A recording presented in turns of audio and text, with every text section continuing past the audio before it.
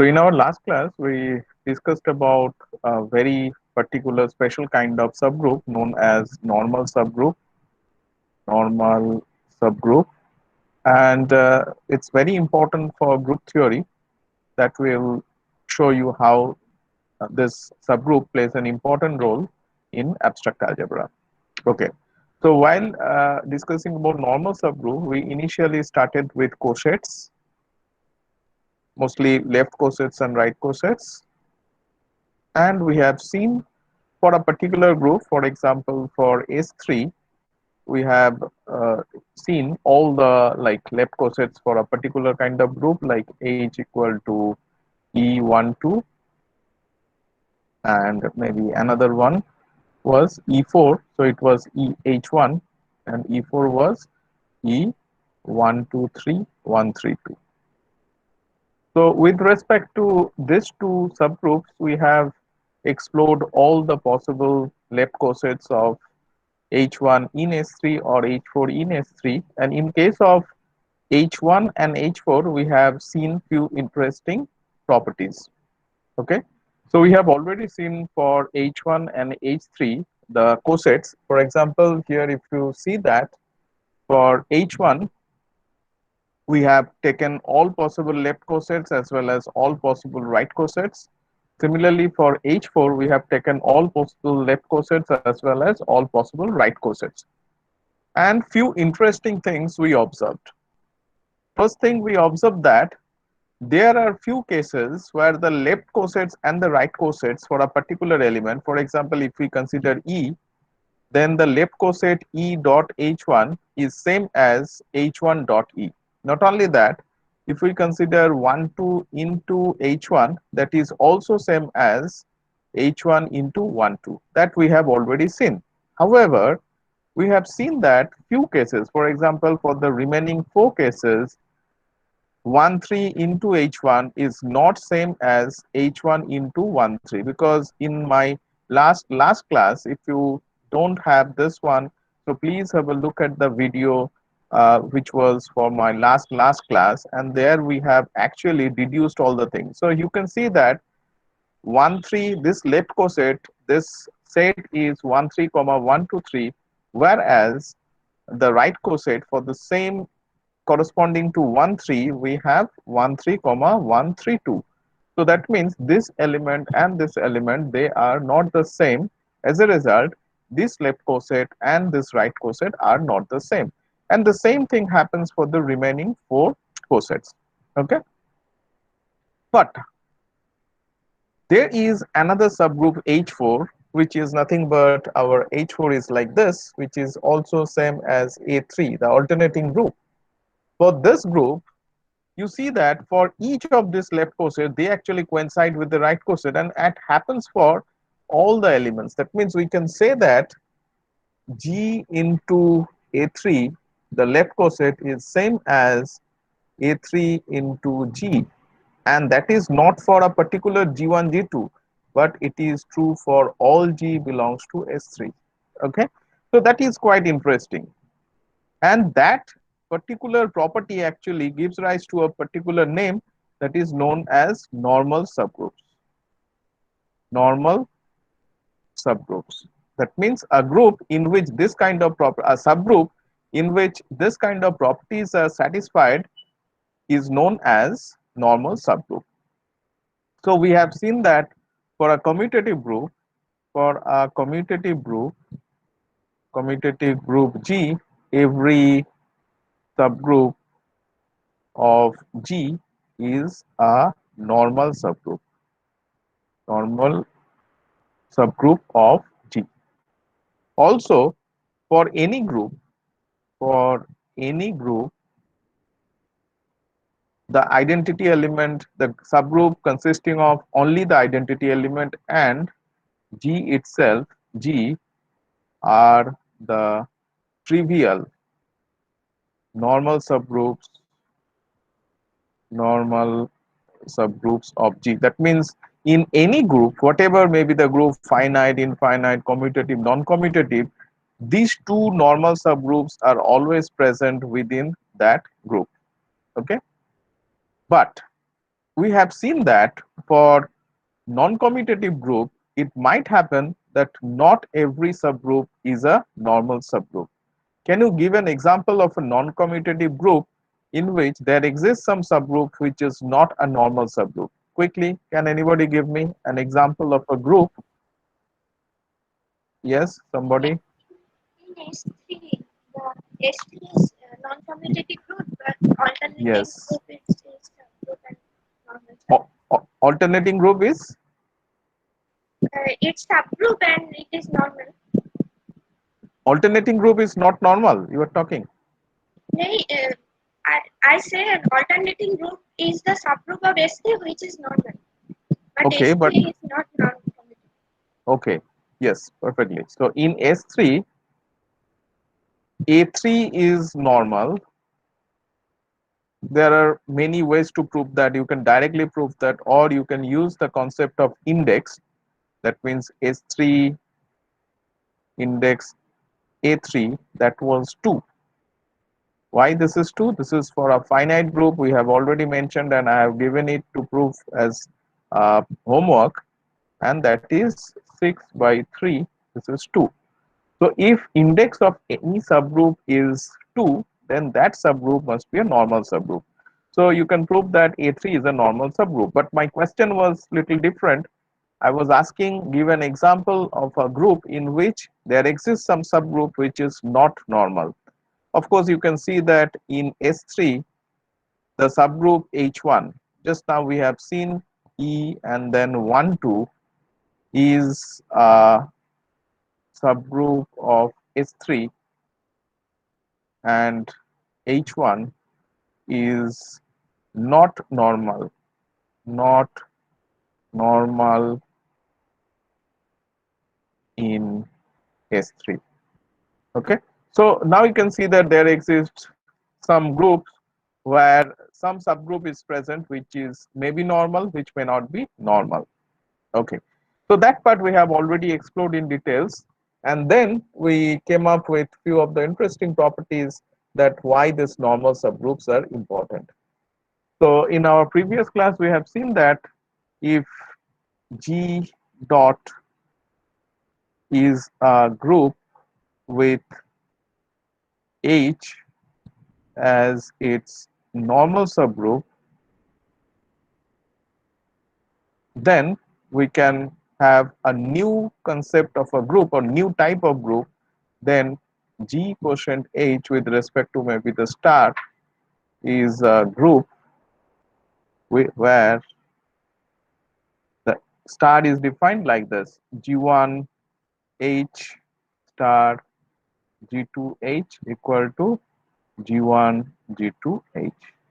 For all G1H, G2H belongs to G quotient H. In our last class, we have also seen that this kind of group structure is a new group structure. That means if we have G and we have a normal subgroup, then we can always construct a new kind of group structure. So you can think of this is known as quotient group.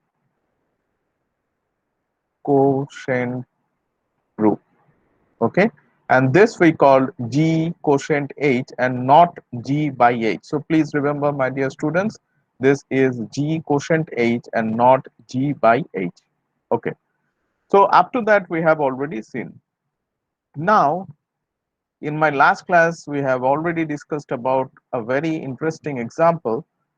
What would be the R3 quotient, the XY plane? XY plane. I hope you all understand geometrically how it looks like. It looks like all the planes, this actually looks like all the planes which are parallel to the x-axis. That means for each and every point on this y-axis, you might have a plane which is parallel to this xy plane. So this is my x-axis, this is my y-axis, and this is my z-axis. So this plane is basically a plane which is parallel to xy plane. So all planes.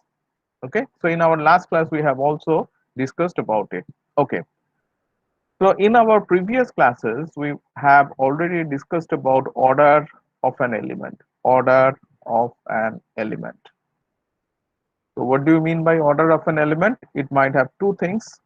If so, let A belongs to G, then the smallest positive integer, smallest positive integer n, such that a to the power n equal to e is called order of A.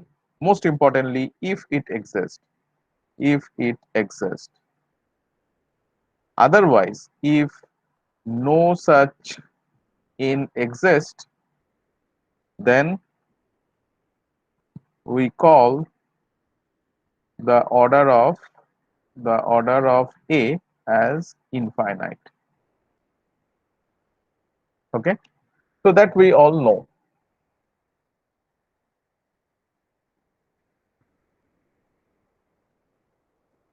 That we all know. Okay,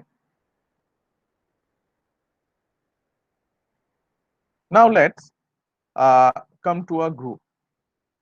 Okay, question: Can you give me? Can you give me a group in which the order of every element is finite? Can you give an example of a group in which the order of every element is finite? Anybody, quickly? Yes, Okay, very good. S3. Or you can say that any finite group, right? yes, Why? Why it is so? Why I say any finite group? Is it correct? For any finite group, the order of every element must be finite. Is it true? Okay. So that question today we are going to discuss in details. Okay. But for me, the answer that was given S3 was perfectly correct. So in S3, the order of every element is finite. So we have already seen in case of S3, the orders could be either 1, either 2, or 3, and nothing more than this. So three different kinds of orders are present. So this is finite, this is finite, this is finite. As a result, every element of S3 is of finite order. As a result, this group is finite. I mean, this order of every element is finite. Now I am telling you little more. I say that the order of every element of a finite group is also finite. That we are going to prove today by some means. Okay. Before that, can you give an example of an infinite group? Again, question. It's very interesting. Can you give me give me an example of an infinite group such that the order of every element is finite? See, I have just twisted a bit. Instead of a group, I have just introduced an infinite group. So this term was absent here. As a result, you gave a very simple answer to me. Now my question is, can you give an example of an infinite group? The group has to be infinite in nature, but still the order of every element must be finite. Can you give some example? Anybody? Sir, power set of natural number. Okay, so somebody says that power set of natural numbers, and then how the operations on Symmetric natural difference. numbers will be defined? How? Symmetric symmetric Okay. difference. Can you define what do you mean by symmetric difference? So a subset, say A is a subset and B is a subset. What is the symmetric difference between A and B? Can you tell me what is this value? I mean, what how the set theoretic notation? How do I define in terms of A union B or something minus something? Can I, Union B A minus minus B. A minus sorry, could you please repeat? A, A minus B union B minus A. A minus B union B minus A. Can you understand it geometrically by using, say, Venn diagram? Which part of this is this A symmetric difference B? Which part? I will just make a coloring of that. Which part? This part will be included here. This part will be included here or not? Say this is Yes, sir. A, this is B. Will this part be included here?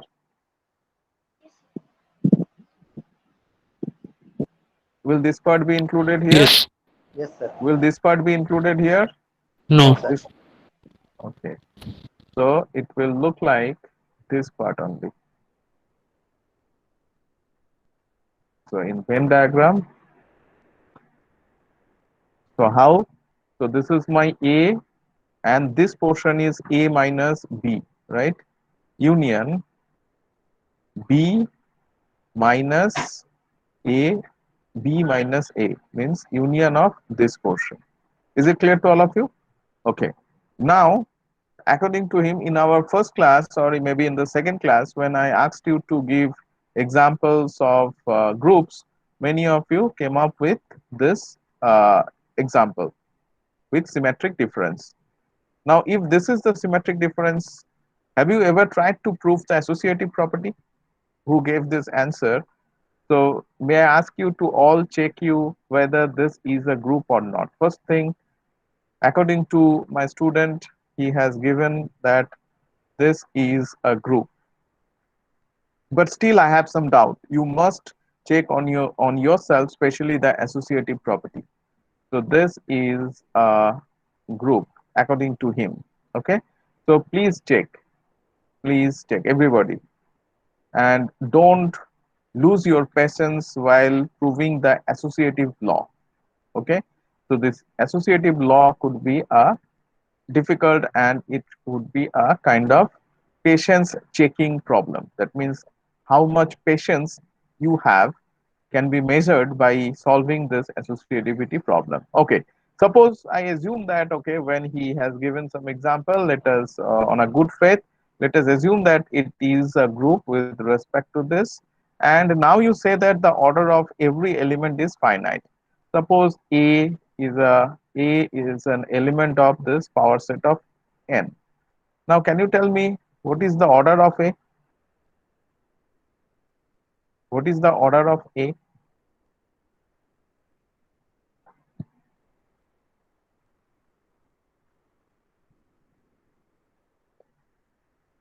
Okay, so you gave this answer, so you must know what is the order of A. Sir, Say 2. 2. Okay, he says order of A is 2. Then why? That means I need to prove that A square should be equal to the identity element. Then what is the identity element? Tell me, what is the identity element? What is the identity element? The 5. Okay, 5. empty set is the identity element. Then you need to prove A symmetric difference A is empty. If you are able to prove that, then order of, first of all, suppose A is non-empty. Okay, then prove that A symmetric difference A is empty. If you are able to prove that, that means A square equal to the identity element A, which is nothing but empty. Note that I have taken A to be a non-empty subset of this Pn.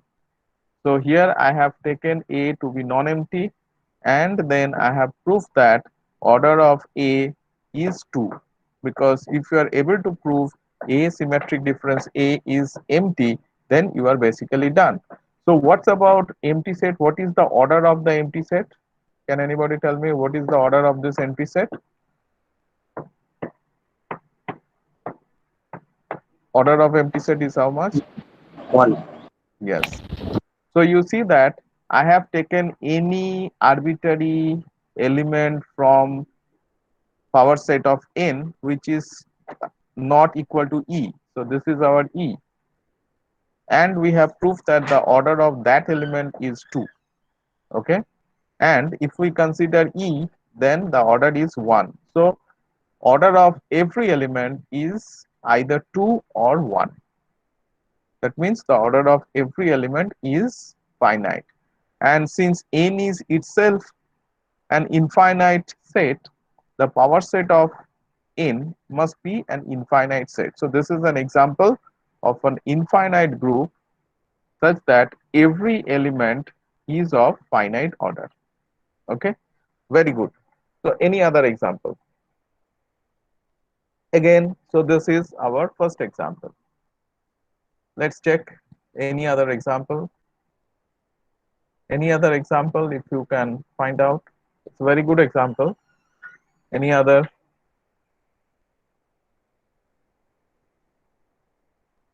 Any other? So you can take any infinite set, that will do. I'm not talking about the power set kind of groups. I want something else.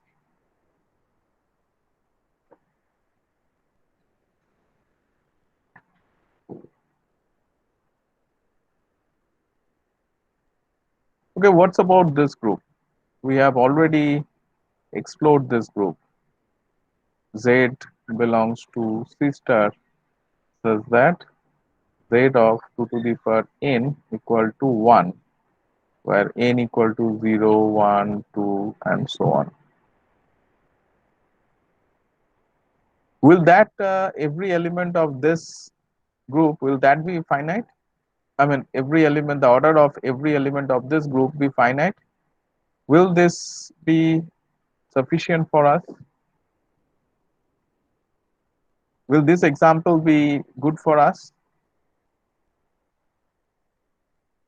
Or if I consider maybe G1 equal to all such Z belongs to C star such that Z to the power n equal to 1, where n equal to 1, 2, and so on.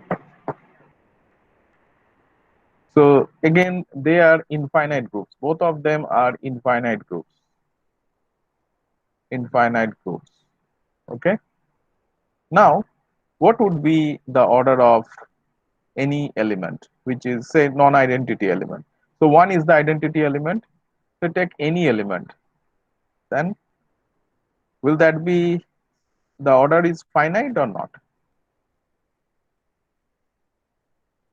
What is your guess? Say take any element from here. Maybe say from here. Say Z belongs to G1. What is the order of Z? So if Z belongs to G1, then by definition there must exist some n such that Z to the power n equal to 1, right? So by the definition of order, what we know, the order is the smallest positive integer such that that element to the power n will be 1. And if something to the power n equal to 1, then what is the relation between order and that element? So I think I have already given you some homework for doing that. So what I am saying, let order of G equal to say n, and order of A say equal to m. Okay. Suppose a to the power k equal to e. Then question, what is the relation between, what is the relation between m and k? Anybody? Can M anybody? divides K. Very good. And today we are going to show that m not only divides k, but we'll show that m will also divide n. That we are going to show if this is a finite group. Okay, But I think this result is known to all of you. So I have given, I think, some exercise to do that. So that means if order of an element is m and suppose a to the power k is e, order of a to the power m, so order of a equal to m means a to the power m is also e. But if some number k, if a to the power k is e, then suddenly m will divide k, because m is the smallest positive integer and k is a number. If I make a power of a to the power k that gives me e, then suddenly m will divide k. So that is not very difficult to prove. I think once we have given it for some exercise. But anyway, but today we are going to prove this one. This is a very important result in algebra. Okay, so please have a look at these two groups and check what will happen here. So just now we have mentioned that take any element from G1. What does it mean? That means there exists some n belongs to natural number such that z to the power n equal to 1, right? So this n will be some n from here. Now if z to the power n equal to 1, what is the meaning of that? Order of z must be less than equal to n. That means order of z is finite, right? Is it clear to all of you? So this is another example. This is another example of a group where you can find that the groups are, both of them are infinite groups, but the order of every element is finite. Now I'm going to show you another special kind of group using the quotient. So we know that Q plus is a commutative group and Z plus is a subgroup of Q, is a subgroup of Q plus, right? No doubt about that. Now, so Q plus, in Q plus, Z plus is a normal subgroup because this is a commutative group and this is a subgroup. So it must be a normal subgroup of Q plus. So we can now have Q quotient Z, right? So how the elements look like? The elements looks like say some P by Q plus Z. So in general, how the G quotient H elements. So the elements are like GH such that G belongs to G. So here our this is a multiplicative group, that's why G dot H, but here we have additive group, that's why G plus H. And how the elements of G looks like? It should be some P by Q such that P by Q belongs to Q, right? So from the definition it's clear that P and Q are integers and Q not equal to 0. Now what would be the order of any element? Say what would be the order of A by B plus Z? Or what is the bound of this order? Anybody be able to say what would be the bound of the order? Like you can say that this is less than equal to some number. Can anybody be able to tell me what should be the order of any arbitrary element? Looks like A by B plus Z, some number. So, How much? so no finite order will be No. there.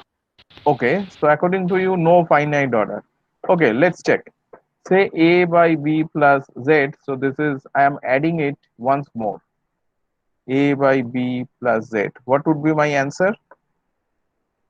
What would be my answer if I add them up? Then what should be my answer? 2a by b plus z. 2A by B plus Z. Very good.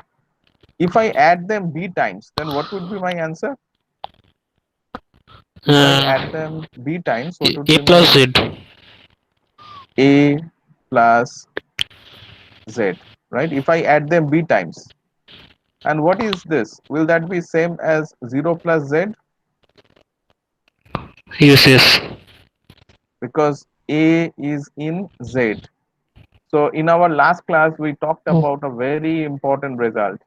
If you remember, the result says that if AH equal to BH, if and only if, what is that result? Can anybody be able to tell me?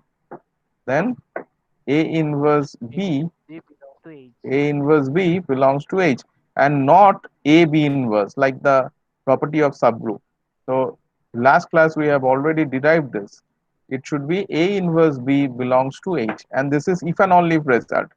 Now you can understand that why they are same, because this is if and only if A minus 0 belongs to Z. Now you know that A belongs to Z because initially the elements are from Q.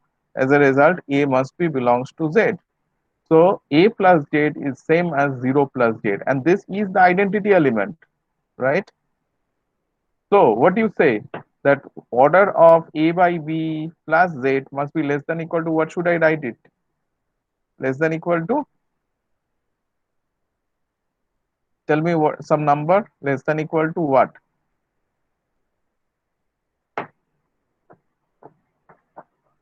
You must do it. So just now you have Say B. seen B, perfect. So this is less than equal to B. So it's a finite number. So you see that if you take any integer, any element from here, then that number must be less than equal to the denominator. Okay. And the order of 0 plus z is 1. So you can see that all the elements here are of finite order. And later on we shall try to give a correspondence. So you can see that here also similar properties are happening, here also similar properties are happening, and we will try to find, is there any relation between these two groups, okay, later on, not at this point of time. But so you can have seen that at within this time you have seen already that there exists plenty of such groups on which the order of any element is finite. Okay, now let us have a look at little more another group, example of another group that is also very easy to construct. So you all know polynomial, right? Polynomial. So can you give me an example of a polynomial? Say fx equal to any x polynomial. square x square plus 2x plus 3. Very good. So this is a polynomial. So when we talk about polynomial in algebra, we need to give a special emphasis on a particular thing, that is the coefficients, that is from where the coefficients are coming. So here the coefficient is 1, here the coefficient is 2, here the coefficient is 3.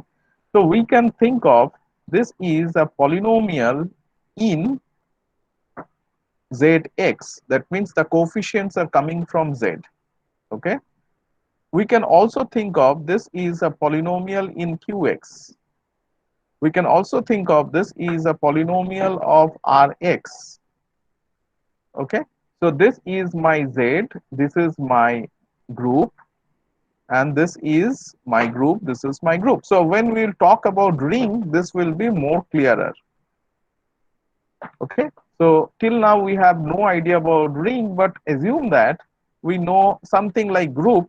So in case of group, if you consider this, for example, here we have the addition, right? This elements, each elements will be polynomial, and among which we have the addition, and this addition is basically the similar kind of addition as we do it in case of z. For example, if we have 3x plus 4x, then it should look like 7x. But one thing we must know, that we must match with the degree. For example, if I have 3x square plus 4x, then it will not be 7x or x square. We don't know. So that's why it should be dependent on the degree, and same degree terms will be added up. Okay. Okay.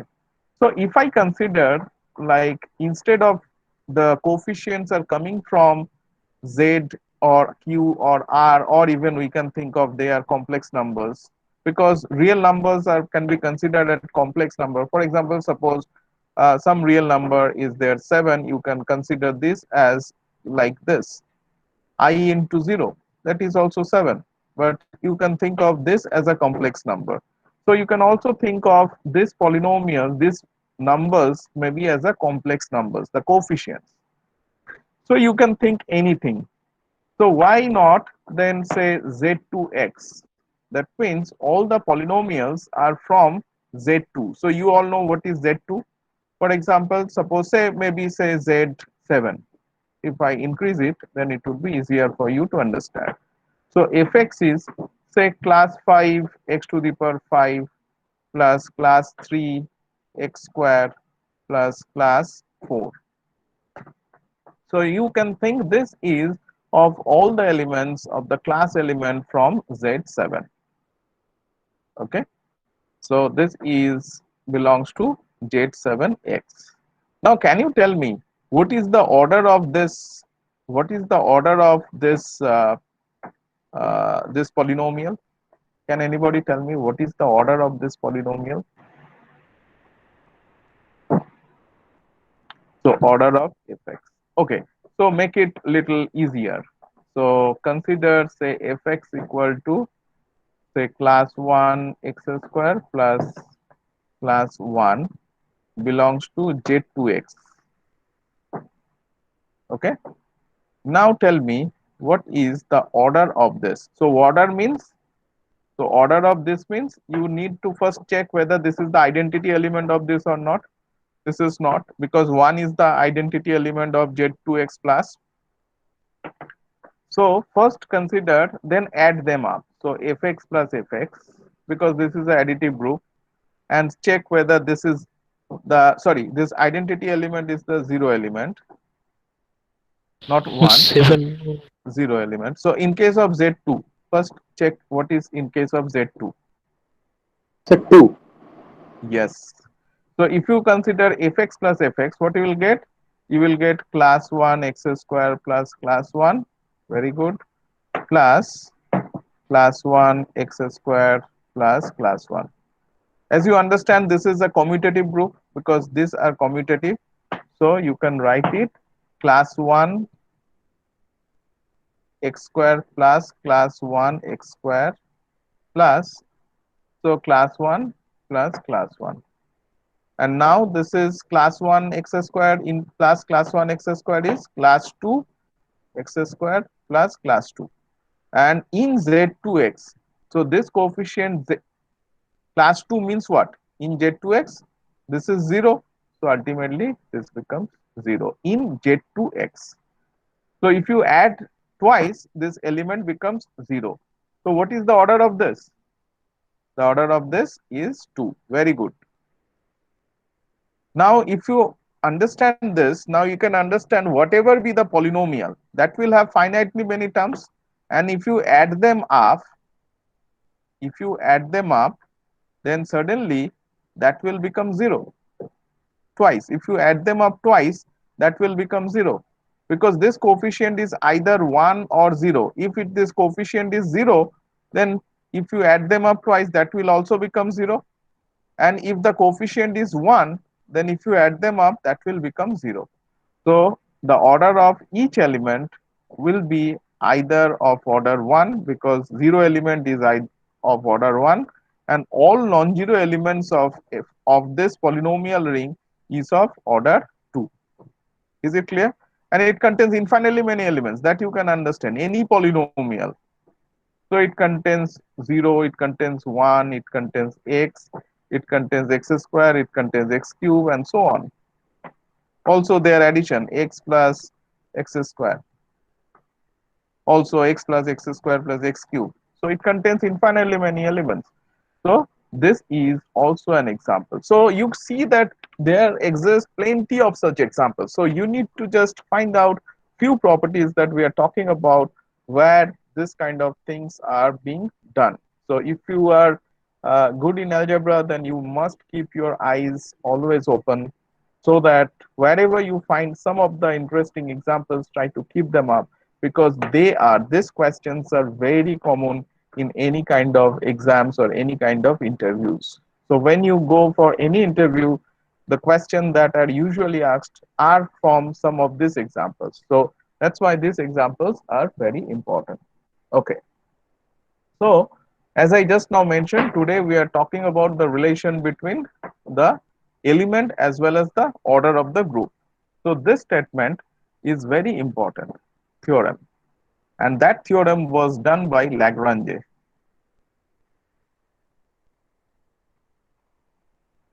Lagrange's theorem. Sorry,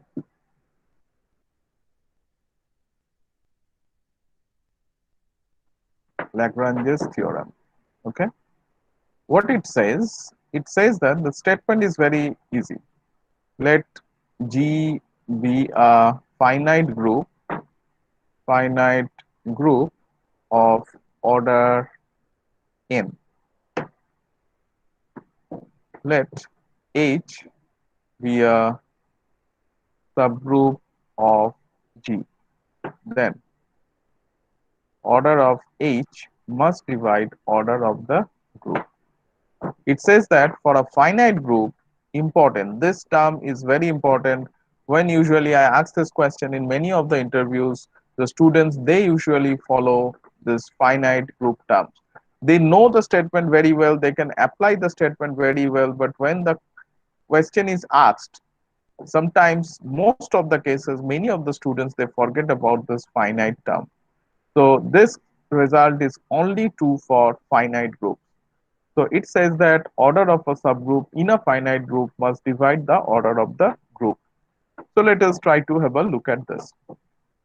So for example, we have already seen S3, and we have already seen in S3 how many subgroups are there. It was E, the order is 1. There are 3 subgroups of order 2, E1, 2, and so on. Their order is 2, and there is exactly one subgroup E1, 2, 3, and 1, 3, 2, and this order is 3, and also S3. Okay, and its order is 6.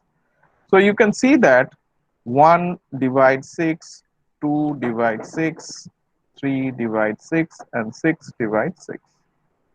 Take any group, whatever it may be the groups. For example, say Z8. Can you tell me what are the subgroups of Z8? So one is the 0 subgroup, and its order is 1. Any other subgroup? Can you tell me? Any other subgroup? Okay, Z8, its order is 8. Okay, any other subgroup? Can you tell me a subgroup of order 2 in Z8 plus? Can anybody tell me a subgroup of order 2 in Z? 4, 8. 0 2 4 8 0 2 4 6. Order 2. I want order 2. 0 and 4. 4. Yes, perfect. So its order is 2. And if I want a subgroup of order 4, then you see that 0 plus 2 plus 4 plus 6. So this order is 4. So you see that 1 divides 8, 8 divides 8, 2 divides 8, and 4 divides 8. So there also this theorem statement is quite correct. But the question is, why didn't I try with the 3? Why didn't I ask you the question that can you have a subgroup of order 3 within Z8? So what actually stopped us to think about this? So we can also try to think about why not a subgroup of order 6 in Z8, and why I haven't tried to do so, and I directly came up with only these 4 options. And I say that you can never have a subgroup of order 3 or a subgroup of order 6, because that famous theorem done by Lagrange, it says that the order of a subgroup must divide the order of group. So as 3 does not divide 8, or 6 does not divide 8, or 7 does not divide 8, or 5 does not divide 8, I did not consider about all these options, because this gives me the power to think that okay, you do not require to think about this because I have the famous theorem at our hand. So that's the important part of this today's lecture, mostly the proof of Lagrange's theorem. Okay, is the statement clear to all of you? Okay, very good. So we will use the concepts of left cosets and right cosets and all. Okay, so you all know that. So when we started, so let G be a group, let G be a finite group, say of order n, and H be a subgroup of G. Okay, then we already talked about what is left coset. So this is A H, does that H belongs to H. So this is my left coset. So we have done it many times. Then we have right cosets. So HA says that H belongs to H. So this is my right coset. Now, here we have observed in our last class, last class, we have observed few important things. Okay. So what are the important things is that, first of all, the number of elements in the left coset and the number of elements in the right coset. Just have a look at this. So take any element, say this one. If I consider this one, 1, 2, 3 into H1, then the left coset consists of 2 elements. Okay. The right coset is H1, 1, 2, 3 is certainly different from this left coset, but still they contains same number of elements. Okay. So for a particular left coset and right coset, the number of left coset and the number of elements in a left coset and the number of elements in the right cosets are exactly the same. Okay, is it clear to all of you? Take any. So here also, if you consider the number of elements of a particular left coset, for example, say 1, 3, H4. How many elements are there? 3. 1, 3, 1, 2, 2, 3. We see that this is same as H4. 1, 3, 2, 3, 1, 2. Okay, so the number of elements of a left coset is exactly same as number of elements on the right side, I mean right coset. So this is our first observation. Second observation, if you have a look at this, say consider any subgroup. So this, so first observation is number of elements in AH is same as the number of elements in HA. So this is our first observation. And second very important observation is that if we consider any of this, for example, this is, okay, just have a look at this 2 left cosets.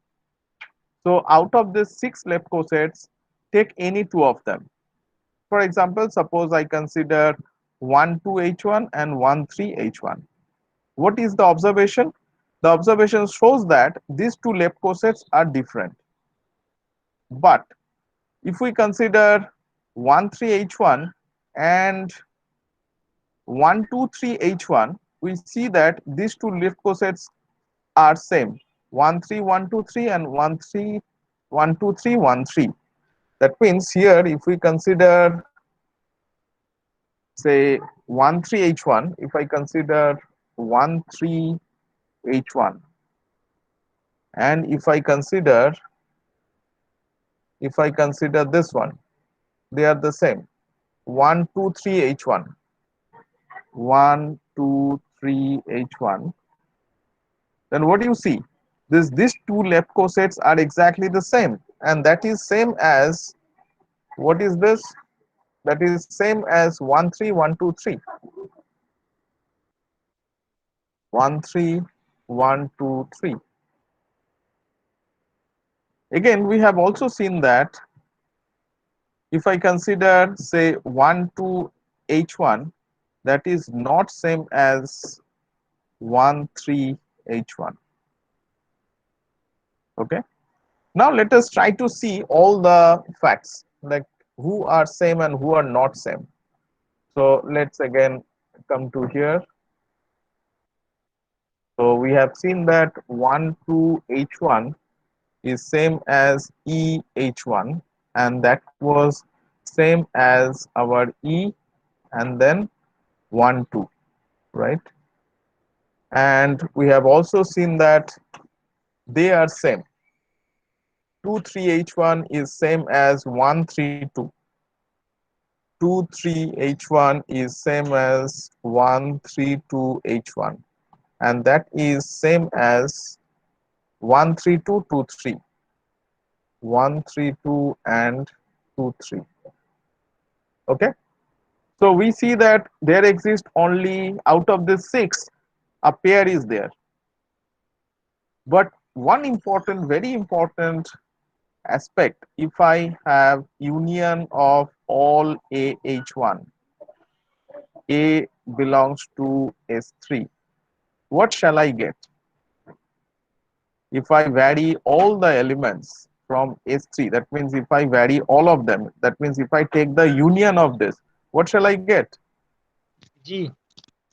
G, that means S3.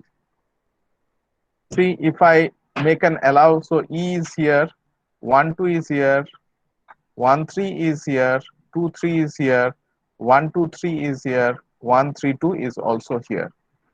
Okay, so you see that none of them, they do have any intersection. That means if I have A1 H1 intersection A2 H2, what is this value? If A1 not equal to A2, A1 not equal to A2, or if they are not same, either they are same, or I shouldn't write A1 not equal to A2 because they are not same but their cosets are same.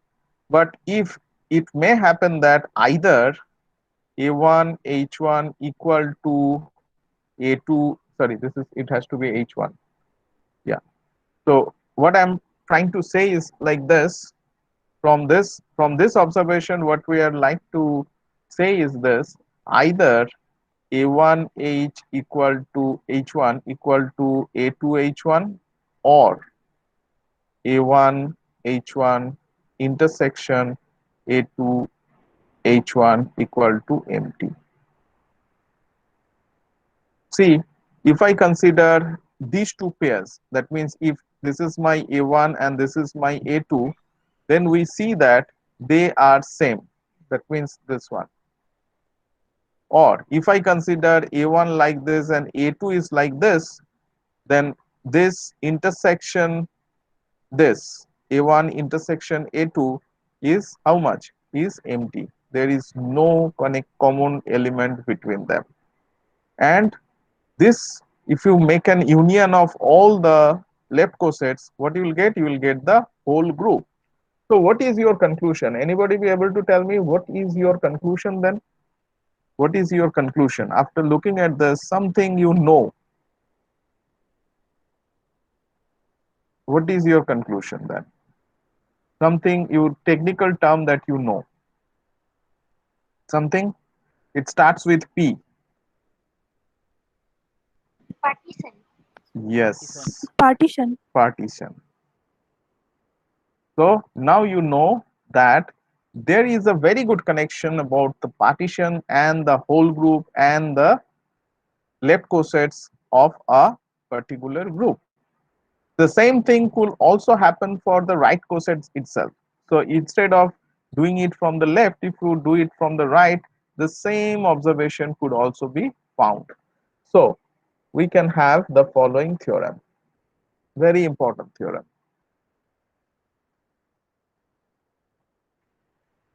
Let G be a group and H be a subgroup of G. Then either, so then one, either AH equal to BH, or AH intersection BH equal to empty. And second observation is, if you do all A belongs to G, then this left coset will be certainly equal to, how much should I write here? It should be union of all this should be G. Very good. Okay. So if I consider any two left cosets of H in G, either they will be equal or their intersection will be phi. Okay. And if I consider union of all the left cosets, then their union should be G. The same thing happens with right coset. Similar argument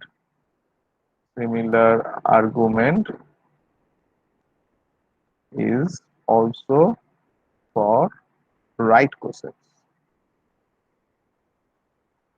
and not the mixed, right? Something left, something right. If you take, then the theorem may not hold. So it should be for purely left coset. The similar statement should be purely for right cosets. Okay. So let us try to prove this. So for left coset, let us try to prove this. How to prove?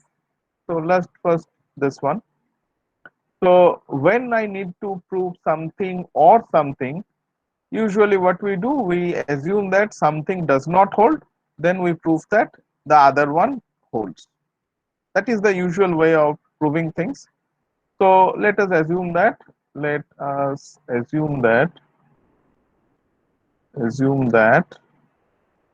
AH intersection BH is non-empty. We need to prove that,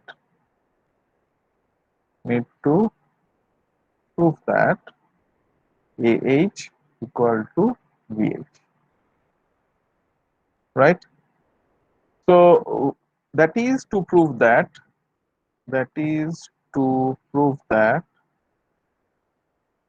we know an if and only if condition, right? That is to prove that, what should I write?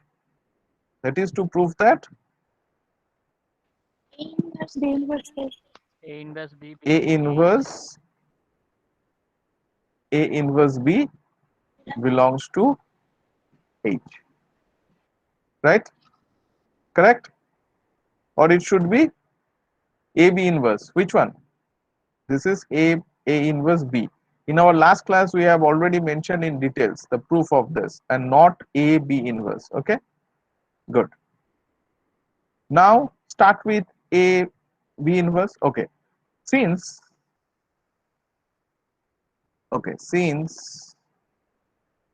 AH intersection BH is non-empty, there must exist some element. Let C belongs to AH intersection BH.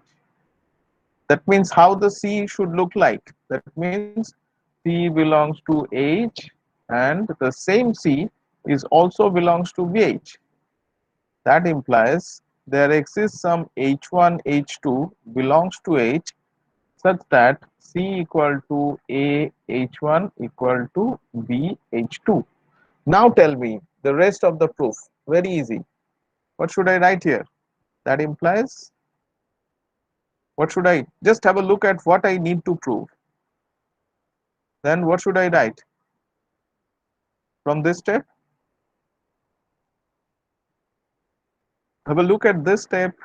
We need to prove, and we have already arrived to this part. Then A B inverse, H to H inverse.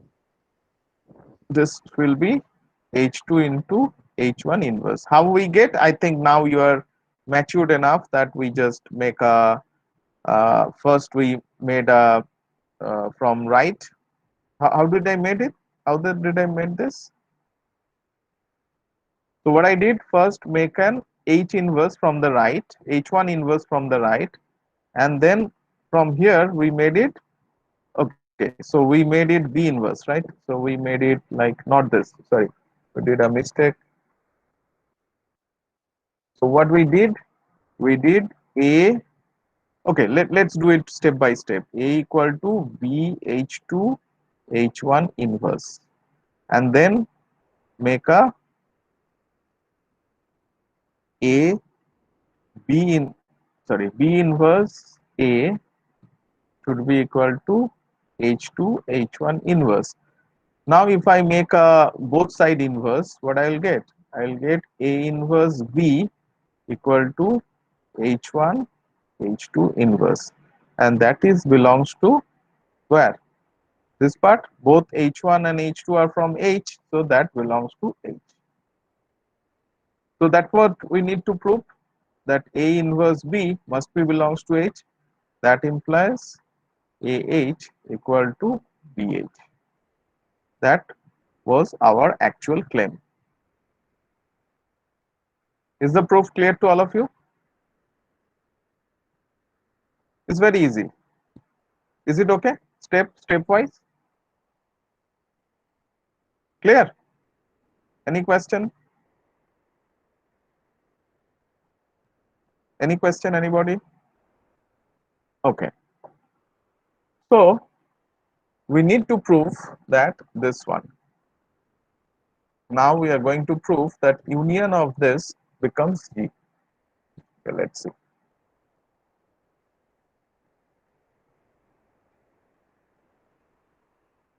To prove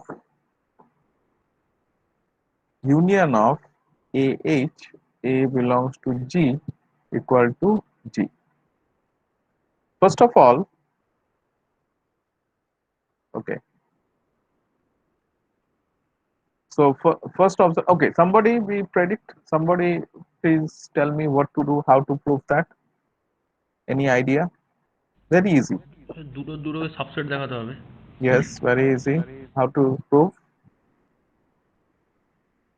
Okay, first note that AH, union so this is union of correct. AH is a subset of G. Is it correct? Yes sir Because H is a subgroup, so if you multiply all the elements with H, elements of H, then suddenly that will also be element of G. You cannot go out of G. So this will be a set, and finally this set is a subset of G. So note that. Okay, that implies if you make a union of this, so each of this, for each A, this is a subset for all A belongs to G. That means if you make a union of A belongs to G, AH, that will also be a subset of G. So one part is done. So what we need to prove? The other way around. So to prove G is a subset of union AH such that A belongs to G. How will you be able to prove that? Take any element. Let G belongs to G. Now, how can you prove that? That G belongs to AH for some G. How will you prove that? This G belongs to G. How will you prove that G belongs to union of this? First note that G of H. G is contained in G of H. Why so? Because if you remember, H consists of E. So E was one of the elements within H, right? E was one of the elements within H. So when you multiply with G and this E, that becomes G. So in each of this, so wherever be the, say take this one. So you'll find that this 132 is always present. 132 is always present. Whatever may be the element, because within H1, E was there. So if you multiply with these two elements, the original element will come back. So as a result, G is always there within GH, and this is suddenly a subset of A belongs to G, A, G. Because this is one of the elements and this is all. So when you vary A over G, a particular G will suddenly come. So that implies G is a subset of union AG such that A belongs to G. So from 1 and 2, what is your conclusion? From 1 and 2, 1 and 2, the conclusion will be G equal to union of AH, sorry, it will be AH. It will be AH.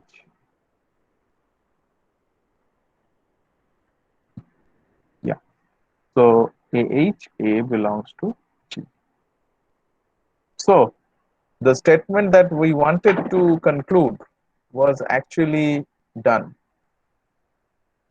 So The statement that we want to make is now proved. So from this, what is your conclusion then? What is your conclusion? That this collection, the collection of all AH, forms a partition for whom? So from this result, we can say that you can have the main theorem that collection all AH such that A belongs to G is a partition of G. Clear? So this is very important result. So this gives you the idea of something. Okay. Now another thing we observed, that was our observation, not the proof. We observed another thing. The observation was the number of elements of the left cosets and the number of elements of the right cosets. So that we already observed. The number of elements in the left cosets is same as the number of elements in the right cosets. Okay, that we need to prove. We have already seen through some example, but not the formal proof. So now we are going to prove another result, maybe a theorem, that number of elements in the left coset is same as the number of element in the right coset is same as the number of elements of the subgroup. Okay, so can anybody be able to tell me some ways how to show that the number of elements of H is same as number of elements of AH? Any idea? How shall we prove this? How to show that these two sets having the same number of elements?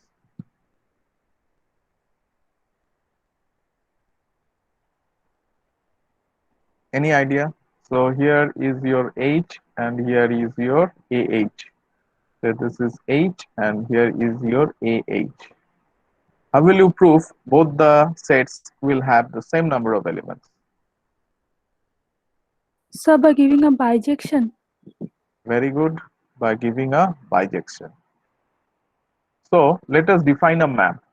So we have already AH and H. Then we similar way we can prove that HA and H are same. Then this result will follow automatically. So let us define a mapping. Let us define a mapping, say F from H to AH. Why? How do I define a mapping? F of H, where it should go? Where it should go? To AH. Very good. For all H belongs to H. Okay. So no doubt that AH is an element of A, capital AH. Okay. Now claim 1, F is well defined. 2, F is injective. And 3, F is surjective.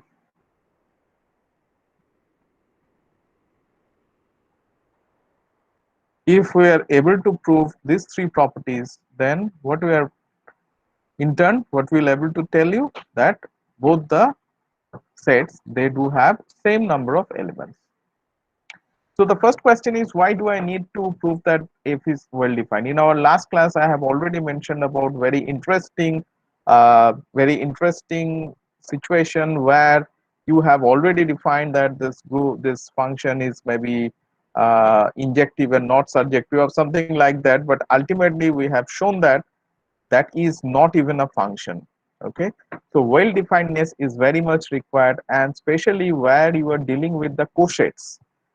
So that happened because, if you remember, that happened because of this quotient operation. So that was, I think, 5z to z quotient 10z. That mapping was like that. That's why the confusion came. Here also we are dealing with quotients, so it's good to have a look at whether the function is well defined or not. So how do I prove that the function is well defined? So to prove this, what we need, let say xy belongs to say h such that x equal to y. What we need to prove?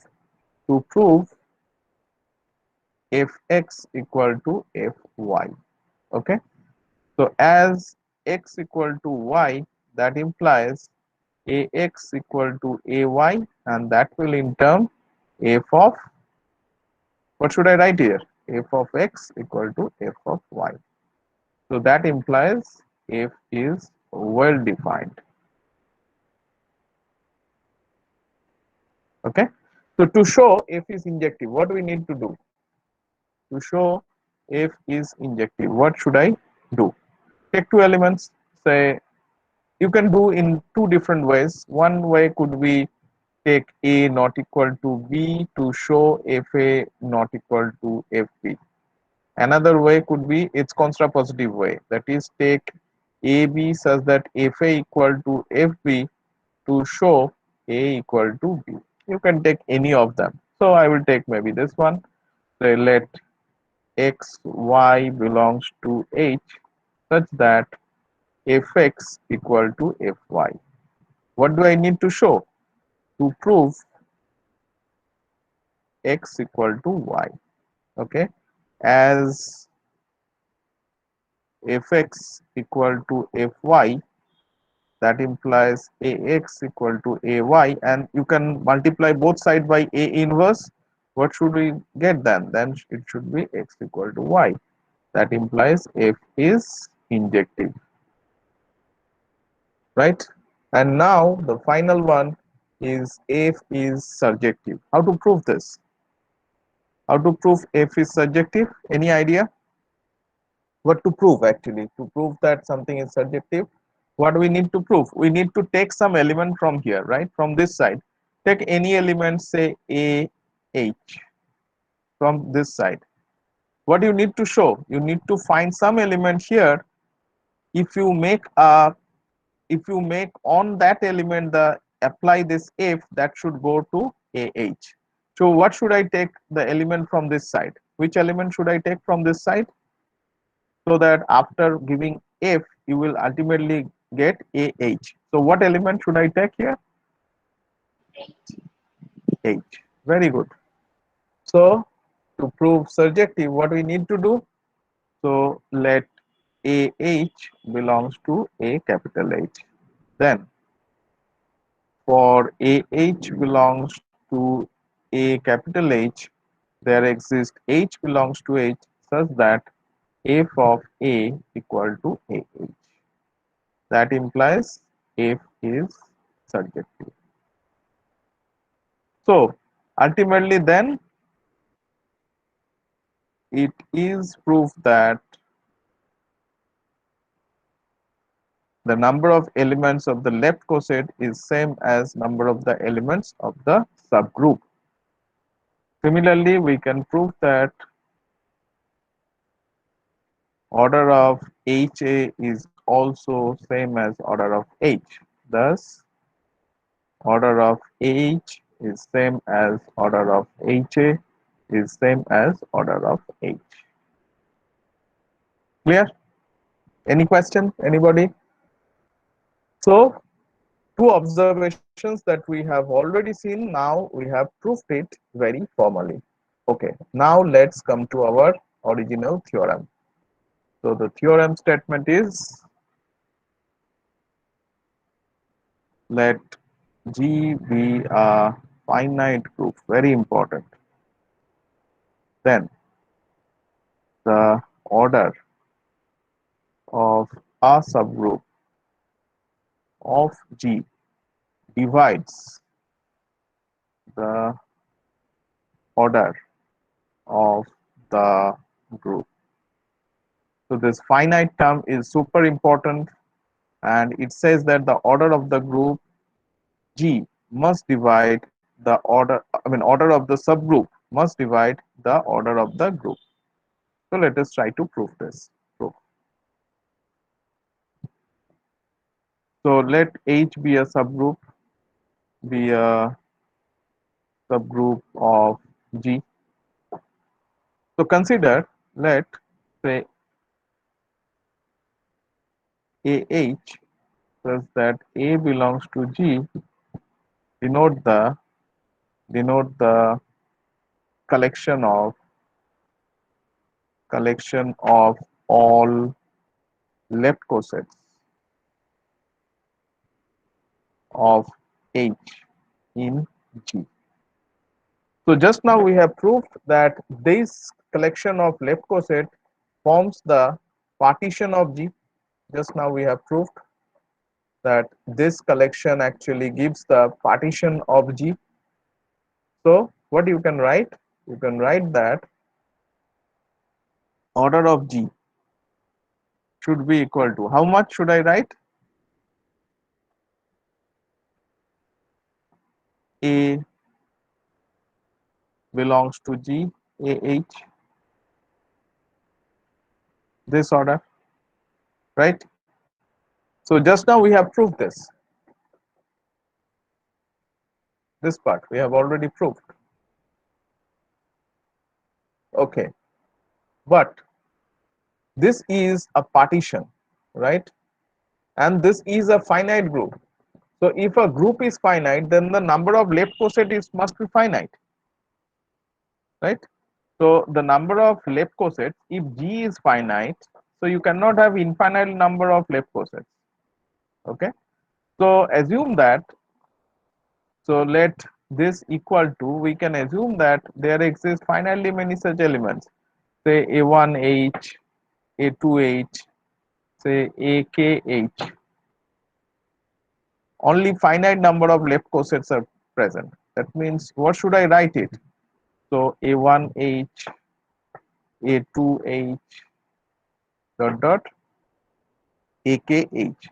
Now can you tell me what should be the relation between this? What should be the relation between this? What should I write it here? Okay, so just have a look at the similar situation, then it will be quite clear to all of you. So it was S3 and say H was my E12. Okay, then how many distinct left cosets you had? Three distinct left cosets. We have already seen this. Three distinct left cosets. Let's see where we have written them down. We had three distinct left cosets.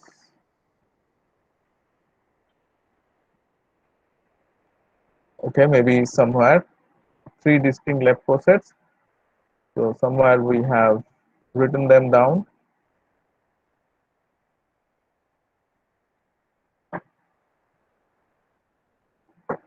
Yeah. So they are the three distinct left cosets. So let me copy it. Uh,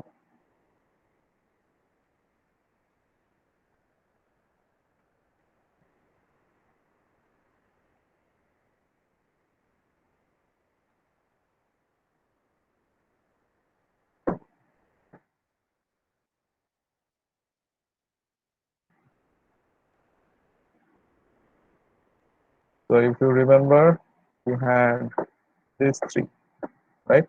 So they are just the three left cosets. So they are the three distinct left cosets.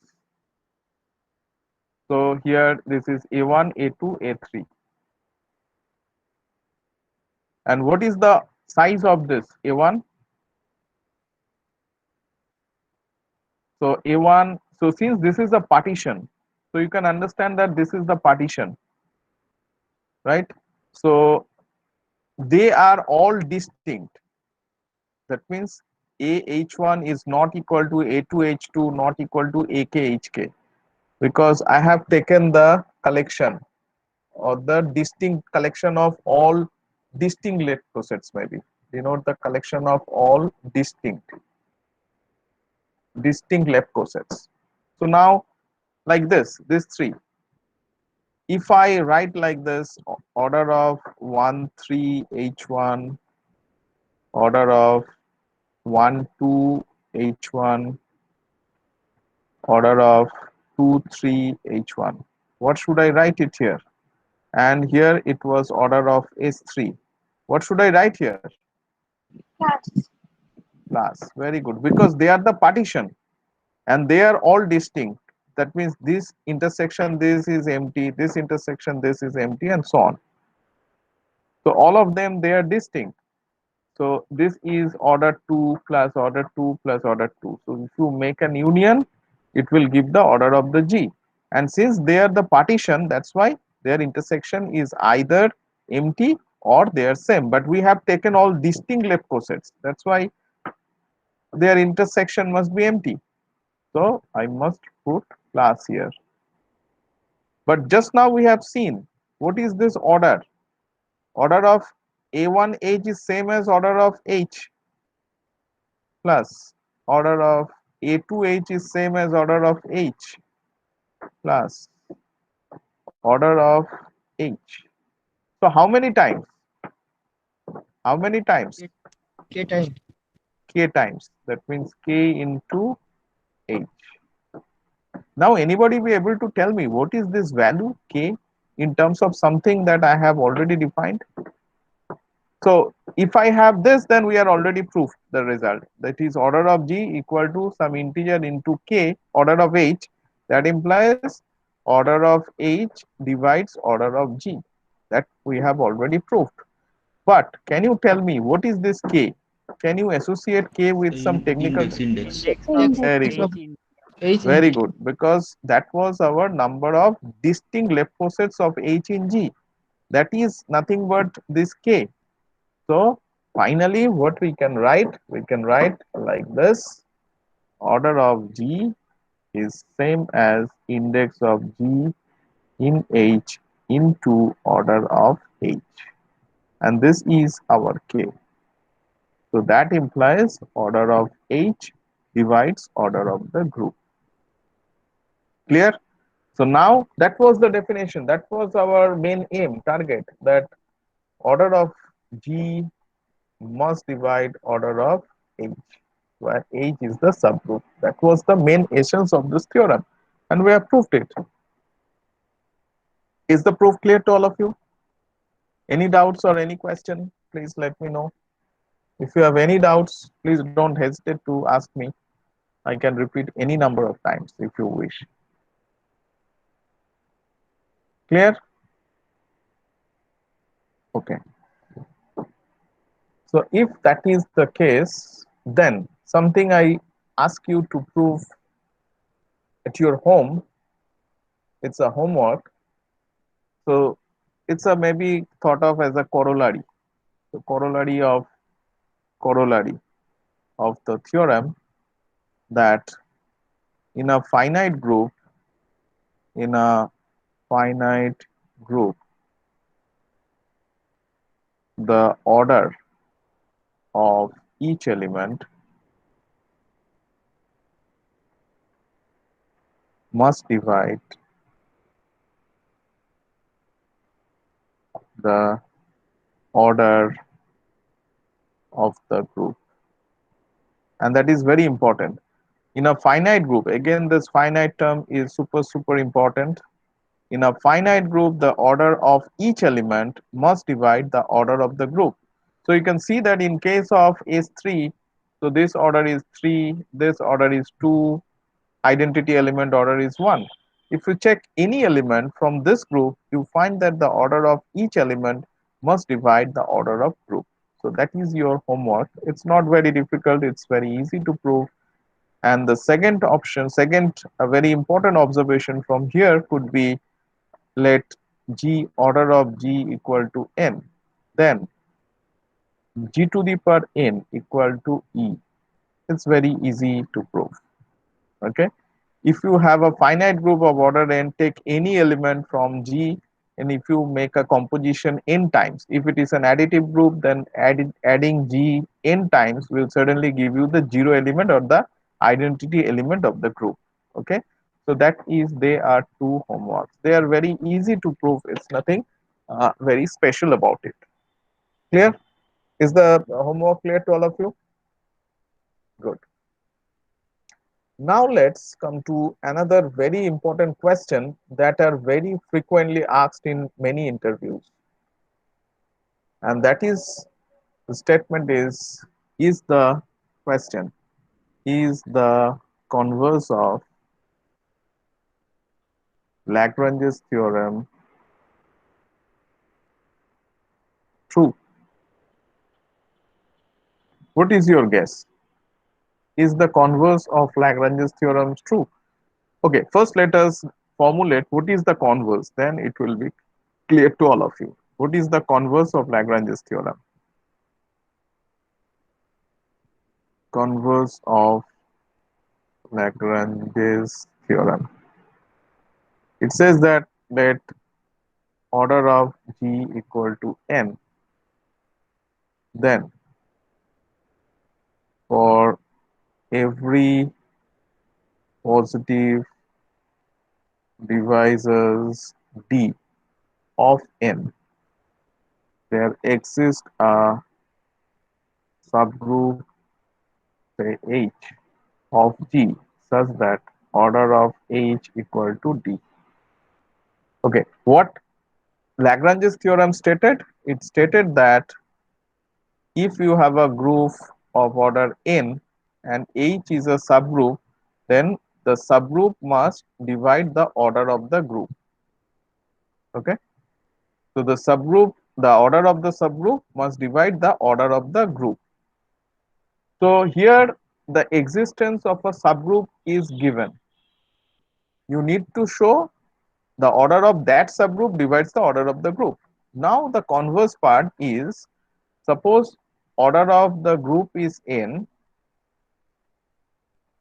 can you find a positive integer D such that, I mean, not can you find, the question is for every positive divisor D, there exists a subgroup H such that order of that subgroup is D. For example, say in S3, consider in S3, what is the order of S3? Is 6. What are the positive divisors of S3? Positive divisors of S3, who are they? I mean, order of S3. 1 is the positive divisor of S3. Anything? 2, 3, and 6. The question is, can you find a subgroup of S3 which are of these orders? For example, for this it's identity. For this is this group E12. For this is E123, 132. Okay. For 6 is S3 itself. So you can see that in case of S3, the converse of Lagrange's theorem is true, because if you consider any positive divisor of the order of the group, then there exists a subgroup. And Lagrange's theorem says that if there is a subgroup, then that order must divide the order of the group. Now you want, in a converse part, the existence of this subgroup which must divide the order of the group. Okay, is the converse clear? Is the converse clear to all of you? Yes, sir. Okay, so what is your idea? What do you think, that is the converse true or false? False. Okay, why false? Sir, counter. Okay, so give some counter example. Sir, alternative group of order for one A4. A4 has order 12, but A4 has no subgroup of order 6. Okay, how will you prove A4 has no subgroup of order 6? Yes, your answer is perfectly correct. But how will you prove? Okay, so first let have a look at few of the examples where the converse of Lagrange's theorem is correct. So here in S4? Yes, your answer is perfectly okay. The converse of Lagrange's theorem is false. No doubt about that. That means if you are able to find a group in which the converse of Lagrange's theorem is false, then you are done. That means you need to find some group and some subgroup. So for that you need to find a group G such that order of G is n, and need to find some D such that D divides n, but there exists no subgroup of order D. No subgroup of order D. That you need to find, or you need to prove. To show that this is false, what you need to find is find some group G, and if n is the order of the group, then try to find some positive integer D which divides n, but there exists no subgroup of order D. Then the converse of Lagrange's theorem will certainly be false, because if the converse of Lagrange's theorem would be the correct one, then there must exist some subgroup of order D which divides n. Okay.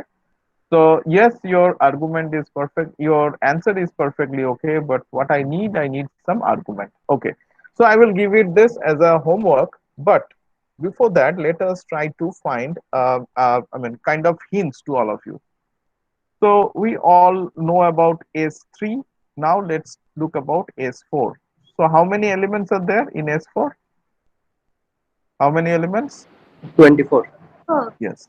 4 factorial, it's nothing but 24. So who are the positive divisors? Positive divisors. Let's check. So 1 is a positive divisor, 2 is a positive, 3, 4, 6, 8, 12, and then 24. Okay. Let's have a look at A4. So we know that what is A4? A4 is the alternating group. What is the order of A4? 12. Yes. So just now, if you remember, so it's 12. How it can be done? You know that S3, sorry, S4, the index of A4 in S4 is how much? Is 2. It's a normal subgroup. Normal subgroup doesn't mean that the index will be 2. If it is a normal subgroup, the index may not be 2, but if it is 2, then that will be a normal subgroup. Okay, but anyway, uh, the index of S4, sorry, the index of A4 in S4 is 2. In turn, you will have S4 A4 equal to 2. That is why the order of A4 equal to order of S4 by 2, and that is 12. Okay, it was 24, that is 12. So there are plenty of ways to do that. But what is A4? What is A4? The collection of all, which permutation, which kind of permutation? Even Even permutation. permutation. Even even. permutation. Even in my last class I mentioned about even permutation with details. Even permutations on the 4 elements, 1, 2, 3, 4. Okay. So what are these kind of elements that you can think of? So E must be there, because order of this is how much? Order of this. So is it E, not order? E is even permutation or odd permutation? Even. Why? Even. Even, sir. So even permutation means it should be written as product of even number of transposition. So in my previous classes, I have already mentioned about transpositions, that is a cycle of length 2. So I can write it 1, 2 into 1, 2. So it's a product of 2 cycles. That is why E is even permutation. So will this be there in the A4? Will this cycle be there in A4? No said. It will not be there. So no 2 cycle will be present here. So no 2 cycle in A4, right? Okay. Will this be present here? Yes, said all three Yes, sir. cycles are present Yes, here. sir. So because this is 1 3 composed 1 2, so even number of transposition, product of even number of transpositions. So you can understand that all three cycles will be in A4. Okay, so how many three cycles are there and who are they? Let's 8. count. Say 1 2 3, 1 3 4, 1, sorry, 1, maybe I can do it in a little systematic way. 1 2 4, then 1 3 4, and then 2 3 4, and all their inverses is also, their inverses are must be also of same cycle. So that means 1 3 2, 1 4 2, 1 4 3, and then 2 4 3. So they will all belong to the A4. Okay, so they will all be within A4. Okay, will 1 2 3 4 be within A4? Will that be within A4? No, sir. Because it should be written as 1 4 1 3 1 2. So it's an odd number of product of odd number of transpositions. So as a result, this will not be within, not within A4. So what else? What kind of cycles?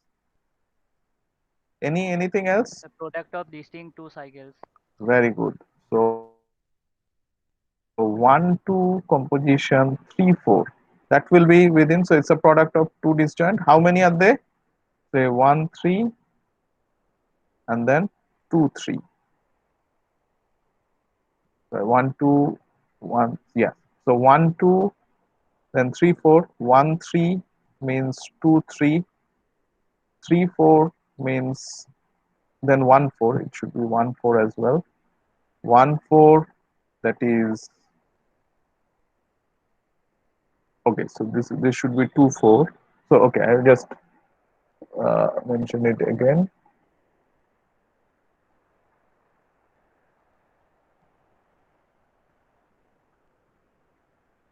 So what else? What kind of cycles? It should be 1 2 composition 3 4. Okay, then 1 3 composition 2 4, then 1 4 composition 2 3, and then if you consider 2 3, that is already there. So they will always be. Any other product of two cycles? Can you think of any other product of two cycles? No, sir. No, because this is same as 2 3 composed 1 4. So they are same. So you cannot think of any extra. So how many elements are then there within A4? Let's see. E, then all these 6 elements. So this is 1, and this is 8 elements, and this is all the 3 elements, right? So how many altogether? Altogether is 12 elements. So now you can understand what is your A4. So simply then we can write A4 as our E, all 3 cycles. So 1 2 3, then its inverse 1 3 2, then 1 2 4, then its inverse 1 4 2, then 1 3 4, and its inverse 1 4 3, then 2 3 4, and its inverse 2 4 3, and then product of two cycles 1 2 3 4, then 1 3 2 4, then 1 4 2 3, right? So all 12 elements 1 2 3 4 5 6 7 8 9 10 11 12. Now let us try to find some of the subgroups. So my homework is, I will almost do the same, but you need to cross check, find all subgroups of A4. Okay, so first try with some subgroup. Give me at least one, say one subgroup. Can quickly give me one subgroup. Identity. Very good, the difficult one. Then 2 A4. Okay, then 3. Give me another.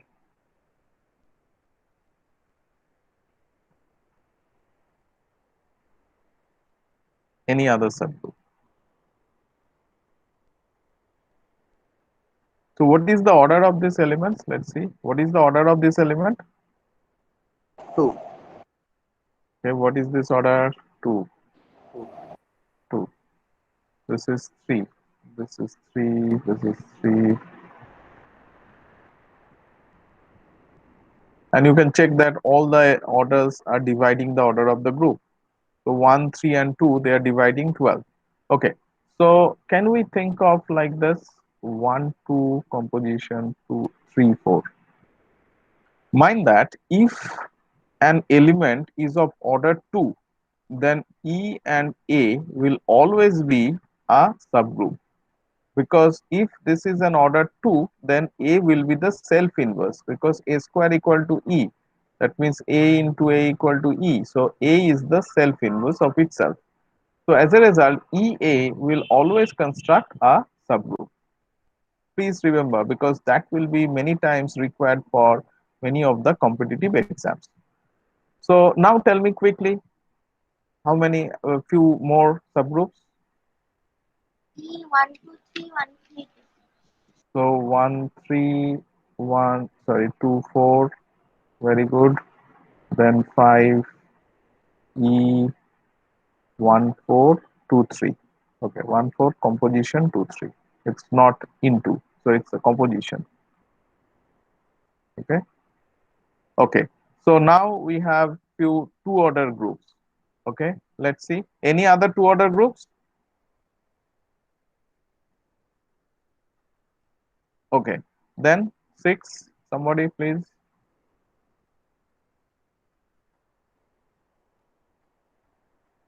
Something. E 1 2 3 1 3 2. Very good.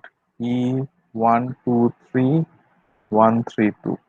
So as you remember, this is the inverse of this, and this is the inverse of this, and this is a three order subgroup. Quickly tell me few more. E, then take this two as 1 2 4, then 1 4 2, then 8 E, then consider this one as a pair, 1 3 4 1 4 3, and then 9 E 2 3 4 2 4 3. Okay, so you can see that this order of this group is 1, order of this group is 12, order of this group is 2, order of this group is also 2. So 2 order, 2 order, 2 order, but sorry, they are 3 orders. Sorry, this is 3 order group, this is a 3 order group, this is a 3 order group, 3 order group. So out of this 12, so the divisors of 12 are 1, 2, 3, 4, 6, and 12. Okay, out of which we have already get this. Okay, can you find some 4 order subgroup here? That's quite Sir, interesting. identity are all two order elements. Very good. So this is 10. Identity and all two order elements, 3 4 1 3 2 4 1 4 and 2 3. So this is a 4 order element, 4 order subgroup. Okay, so what 12 order I already get, and what's about 6? Can you find some 6 order subgroup? So any other 4 order subgroups? First note that each of these subgroups they are also, by definition, they are also groups. So in each of this, the property must also maintained. Like the order here is 2, the order here is 2, the order here is 2, and this is 1. So 1 divides 4, 2 divides 4, 3 divides 4, sorry, 2 divides 4, 2 divides 4. But you cannot have a group like having a 2 elements and then 3 elements. 3 cannot divide 4. That's why you cannot have any element of order, any group of order 4 having an element of order 3. You cannot have, because just now we have proved in Lagrange's theorem that the order of the element must divide the order of the group. That I have given you as a exercise. Okay. Now tell me any other group. So we have already seen 10. Any other group? So and only 6 is absent. So try to formulate, and it was your answer that there exists no subgroup of order 6 in A4. And that is the kind of hints that you start with A4, some subgroup of order 6, and then try to find some contradiction about it, and then you will be ultimately give the original answer. Okay, so it would be a kind of generic method of proving this. Then you do not have like 1 2 3 4. You have to start with like A B C, like then maybe C A B product C D, this kind of cycles. And then you start developing some of the arguments that will ultimately give you the result that if you have some 6 order subgroup within A4, then you will have certainly have some contradiction by showing that, okay, suppose this element is there, if this is there, then must be this composition A B C will also be there, and then how they should look like. And as a result, you will find that you cannot accommodate within a group of order 6, within a subgroup of order 6, and that will ultimately give you a contradiction. So that's the method.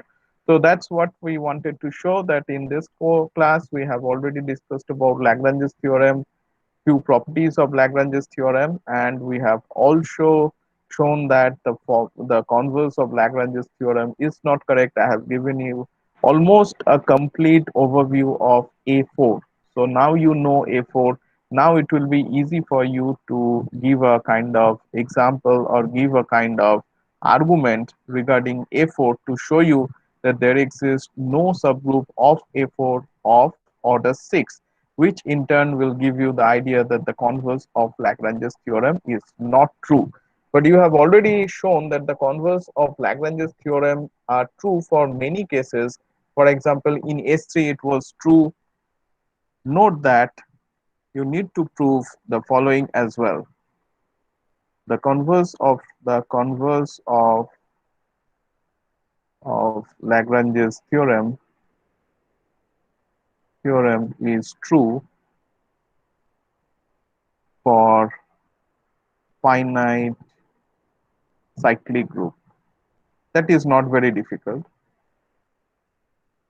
Not only that, this is also true for any finite abelian group. The result is also true. But at this point of time, I won't be able to show you the proof of this result, but you can try on your own, or maybe you can have a look at the book, then you will able to understand that, okay, how this is happening. Okay, so this is true for, of course, finite cyclic group, but this is also true for finite abelian group. That result is quite interesting. It says that the converse of Lagrange's theorem is also true for any finite abelian group, whatever may be the abelian group, then they're also the this result, converse of Lagrange's theorem, is also correct. And in your undergraduate level for first year, we don't have the concept of Cauchy theorem, but we have only the statement Cauchy's theorem and Sylow's theorem.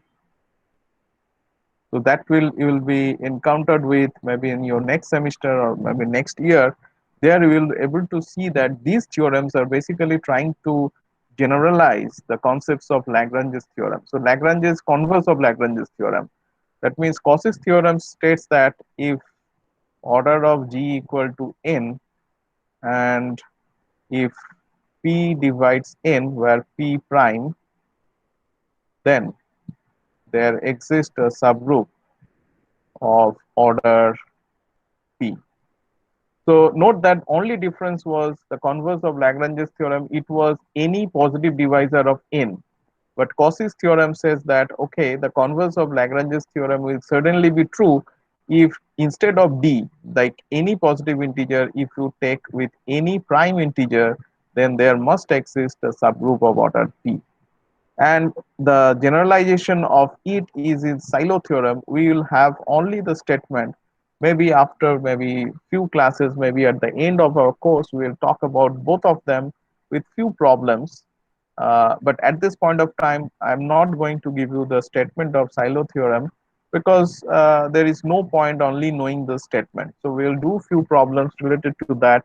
There, I will explain you few problems related to Silo theorem and few examples which actually are basically to generalize the converse of Lagrange's theorem. That means how much the converse of Lagrange's theorem is true is actually shown by this Cauchy's theorem as well as in Silo's theorem. But note that for any finite group, this result is true. That proof is not yet done, but you can also try to prove this.